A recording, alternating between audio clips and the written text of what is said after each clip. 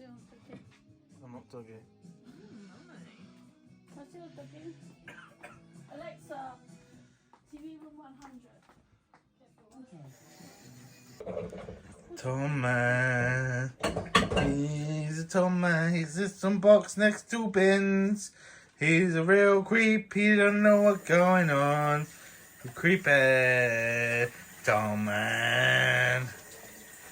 Hey, tall man, you close your eyes, you turn away.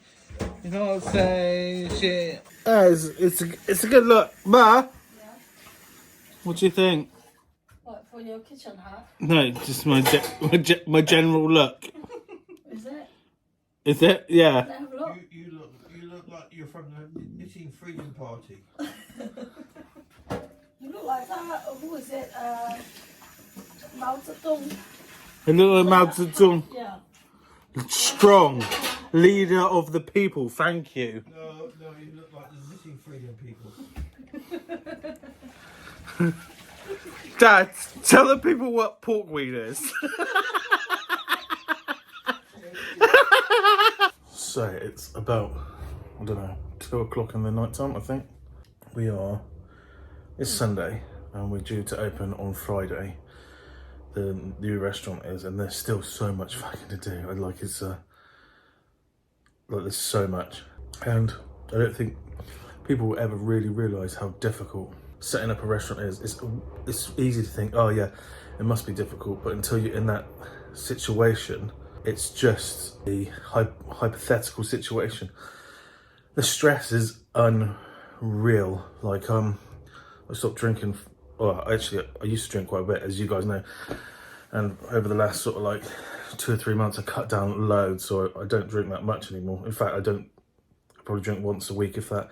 But the stress has just got to a point that I'm drinking again. Not like heavily. I've had a couple of gin and tonics tonight while I'm finishing off the menus. It's just, it seems so small, but it's everything. So like we've got to organise the furniture. I say furniture, but I mean like fixtures and fittings, so fridges and tables and things like that. Still got to have our dry run, which is basically where we pretend we've got orders. I still haven't managed to send out interview letters for front of house, but we're running with what we got at the moment. And then the people who have applied, when we know how the place works and how the team works, we can then have people come in to train, if that makes sense. So we need at least a week's work in there before we can have completely fresh faces. We do have actually one fresh face turning up, and that's to help with the front of house. Dad's cut his fingers making the front, like literally on a bandsaw, circular saw, whatever they're called. He still has them, but there was a moment where I thought, fuck, he's lost his hand. There was blood everywhere. I wasn't there for the actual cutting because I was on a stock run, but Mum said she panicked. She saw the amount of blood and was just like, oh my God, but it is just a flesh wound. Look! It's just a flesh wound. But still, that's something you don't need. We still got to finalise a couple of dishes, like take photos. We're not going to have takeaway menus, which a lot of people are going to be pissed off at, but it's just like, you can't phone in an order anyway, because we're not going to have a landline, because we're running it like it would be a McDonald's or something like that, because the whole idea of this is like the first basis of franchising, which I think a lot of people aren't going to quite grasp. Our hours aren't going to be normal. We're just doing like cafe hours, so from 11 till 5, and then during school holidays to 6:30, possibly in the summer to 6:30. Again, that's a staffing issue. Like I've got prior commitments now that, for example, if I don't do videos, the web store suffers massively. I mean, like to the point where if I don't do a video for a month, it could tank the site so badly that we'd have to close the web store down. So I have to find the time to make TikToks and shorts and videos for YouTube and Mum. So it's like people can go, oh, I don't understand it. But the web store turns on the magnitude of nearly 3 times what any restaurant has ever turned me. I know Joe Public won't understand that, but sorry, I've got to fucking look after myself first. And that's just it. I mean, it's not like this kind of cafe isn't odd in Asia. I don't know why Western society thinks it's odd that they need to eat this food. In fact, the food that we're cooking is more breakfast/lunch food, not evening food. So I think a lot of people need to get their heads out of their ass and start realising the world's much bigger than fucking Somerset. Sorry, a bit of a rant. But yeah, that's just a quick update.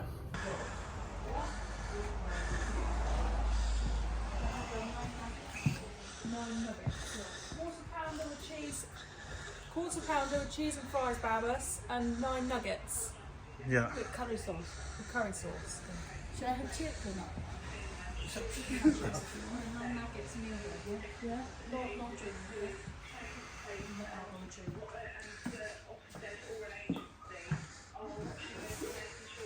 Good now.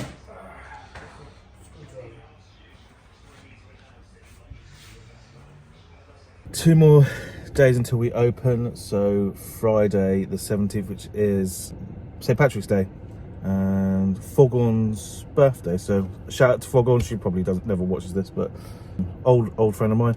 So yeah, we're opening then. We're not telling anyone, so this video is going to go up probably after that opening day. I'd like to point out that real heavy Still breathing so much because to I've been do. Had to lifting do a Bristol fuck stock ton run of shit today. into the shop. I wasn't just out of breath. Yeah, still haven't got chili relish made. Still haven't got some of the sauces made.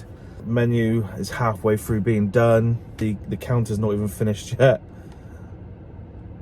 We literally got today and tomorrow.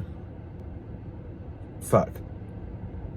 We might have to put it back a bit, which I really don't want to do because financially, right now, we're honestly on fumes. One more, let's say, if the next wages tick over, that's it, we're done. If we don't start taking money now. We should have been in, we were hoping for beginning of January, and it's now midway through March. It's always like that though when you start like a restaurant. For some reason, you think it's going to be quick, and it's the fucking solicitors that hold everything up. Like, we were all ready to sign. It's just they pretty much went ghost protocol on us for about a month. No one knew what was going on. And the thing is, I know it wasn't from my side because I didn't use a fucking solicitor. I've got friends who are solicitors, so I technically did, but like I didn't have to like go through those kind of means. It was instant for me. So I know for a fact it was their solicitors, but there's nothing that they could do about it, nothing like we could do about it. It's just one of those things. We're just going to have to get on with it. And what was I going to say in terms of what else we have to do? I know that these are going to be small things. We need to get the board from the weir, which is another hour out of our time. We need to then make up an A-frame board, which you think would take only a couple of minutes, but it's actually going to take probably 3 or 4 hours to clean it down, dry it, repaint it, then dry it, then think of something to write on the outside. We still don't have any signage ready yet, so it still says Sunday Best on the outside. So that A-frame board is important for when we open on Friday. We need to reskin the outside tables because they're not waterproof, and the old stuff on the outside needs to go because they're not keeping. Need to do tomorrow staff training and set up the till. We haven't even got the food in, fresh food in yet. And this is all stuff that has to be done pretty much straight away because we can't afford to have staff in doing like 2 or 3 weeks worth of training because we don't have those kind of funds. So difficult. And then I've got to send out emails for the people wanting like part-time jobs to come in, when they can come in for interviews and stuff like that. It's not as easy as you'd think. In fact, it's fucking difficult to open a restaurant. And I see these people, and we get them all the time because we live in an area that is quite desirable, right? People want to have a restaurant. It's like their dream. They're successful lawyers, solicitors, accountants, business people that have retired or semi-retired. So I'd say early 40s to late 60s sort of age group. And they come to our area, buy a B&B, buy a small cafe, and they're only open for a year, 2 years, because they don't realise how difficult it is. They think, oh, the industry that they were in before was so high pressured. You know, they lived in London. How could this be even harder? It fucking is. That's why when you get a degree in law, you're going to make money somewhere. You don't get that in hospitality. You have to be really good, you have to be consistent, and above all, you have to be fucking lucky. And that's what they really don't understand. It's not even the same kind of work that they're used to.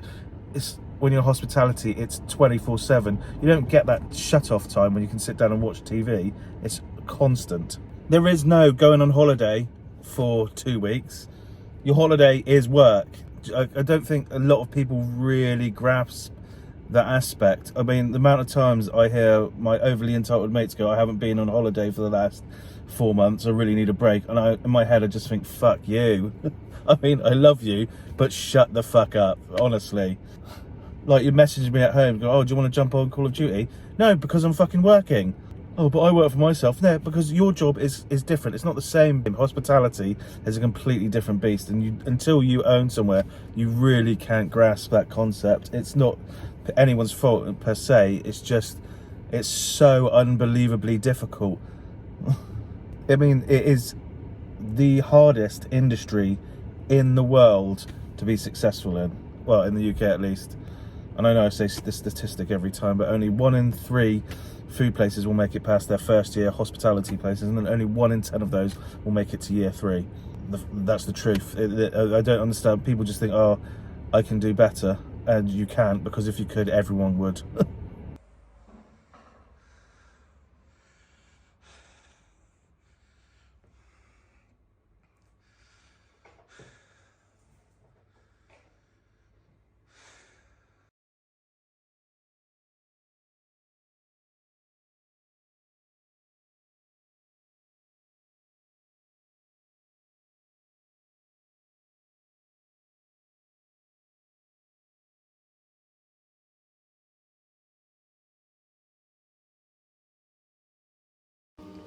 And this is the current state of the place, and we've got to be open tomorrow.